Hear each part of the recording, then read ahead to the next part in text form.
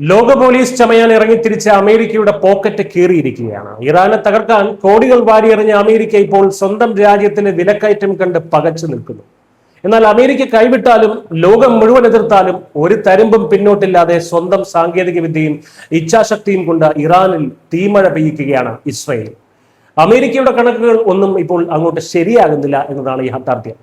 പുതിയ ഔദ്യോഗിക കണക്കുകൾ പ്രകാരം 2023 ഒക്ടോബർ മുതൽ 2026 ഏപ്രിൽ വരെ യുദ്ധത്തിനായി ഇസ്രയേൽ ചെലവാക്കിയത് 405 ബില്യൺ ഷെക്കൽ, അതായത് ഏകദേശം 138 ബില്യൺ രൂപയാണ്. ഈ വർഷം ഫെബ്രുവരി മുതൽ ഏപ്രിൽ വരെയുള്ള വെറും 2 മാസം കൊണ്ട് ഇറാൻ ചെലവാക്കിയത് $12 ബില്യൺ.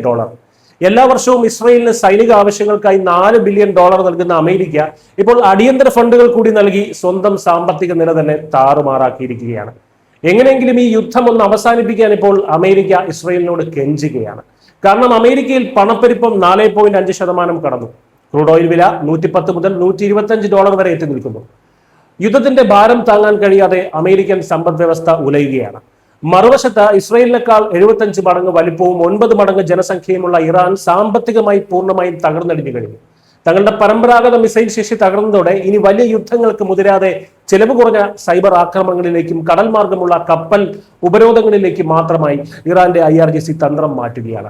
ഇറാനിലെ 9 കോടി ജനങ്ങൾ പ്രതിവർഷം $300 ബില്യൺ GDP ഉണ്ടാക്കുമ്പോൾ വെറും 1 കോടി ജനങ്ങളുള്ള ഇസ്രയേൽ ഉണ്ടാക്കുന്നത് $719 ബില്യൺ ആണ്. ഇറാന്റെ GDP കണക്കുകൾ യുദ്ധത്തിന് മുമ്പുള്ളതാണ് എന്ന പ്രത്യേകം എടുത്തു പറയേണ്ട കാര്യമുണ്ട്.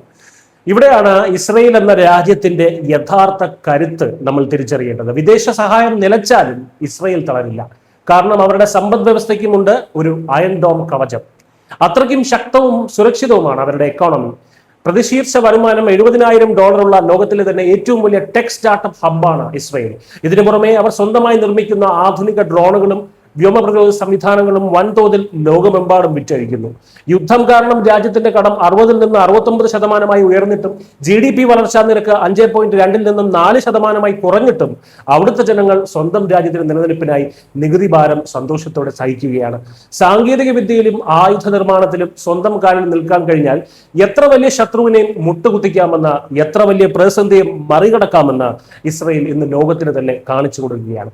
അമേരിക്കയുടെ പോക്കറ്റിലെ പണം തീർന്നാലും സ്വന്തം രാജ്യത്തിന്റെ സ്വയം പര്യാപ്തതയിലാണ് യഥാർത്ഥ ശക്തിയെന്ന് ഇസ്രയേൽ തെളിയിച്ചു കഴിഞ്ഞു. News desk.